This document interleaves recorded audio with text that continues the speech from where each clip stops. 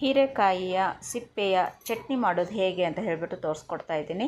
ಒಂದು ಬಾಣಲಿಗೆ 1 ಸ್ಪೂನು ಎಣ್ಣೆನ ಹಾಕಿ, 1 ಸ್ಪೂನು ಜೀರಿಗೆ, 1 ಸ್ಪೂನು ಉದ್ದಿನಬೇಳೆ, 1 ಸ್ಪೂನು ಕಡಲೆಬೇಳೆನ ಹಾಕಿ ಎಣ್ಣೆಯಲ್ಲಿ ಫ್ರೈ ಮಾಡಿ, ನಂತರ ಅದಕ್ಕೆ ಹಸಿಮೆಣಸಿನ್ಕಾಯಿನೂ ಹಾಕ್ಕೊಳ್ಳಿ. ಅದಾದ ಮೇಲೆ ಹೀರೆಕಾಯಿ ಸಿಪ್ಪೆಯನ್ನು ಹಾಕ್ಬಿಟ್ಟು ಅದನ್ನು ಕೂಡ ಚೆನ್ನಾಗಿ ಫ್ರೈ ಮಾಡಬೇಕು. ಆಮೇಲೆ 1 ಗಡ್ಡೆ ಬೆಳ್ಳುಳ್ಳಿಯನ್ನು ಕೂಡ ಬಿಡಿಸ್ಕೊಂಡು ಹಾಕ್ಕೋಬೇಕು. ಹಾಗೆ 2 ಎಲೆಯಷ್ಟು ಹುಣಸೆಹಣ್ಣು, 1 ಸ್ಪೂನು ಎಳ್ಳನ್ನು ಹಾಕಿ ಚೆನ್ನಾಗಿ ಎಣ್ಣೆಯಲ್ಲಿ ಫ್ರೈ ಮಾಡಿ, ನಂತರ 1 ಈರುಳ್ಳಿನೂ ಕೂಡ ಫ್ರೈ ಮಾಡ್ಕೋಬೇಕು. ಇದೆಲ್ಲಕ್ಕೂ ಆರಿದ ನಂತರ ಅದಕ್ಕೆ ರುಚಿಗೆ ತಕ್ಕಷ್ಟು ಉಪ್ಪನ್ನು ಸೇರಿಸಿ ಮಿಕ್ಸಿ ಜಾರ್ಗೆ ಹಾಕಿ ಅದನ್ನು ನುಣ್ಣಗೆ ರುಬ್ಕೊಂಡು ಬಿಡಬೇಕು.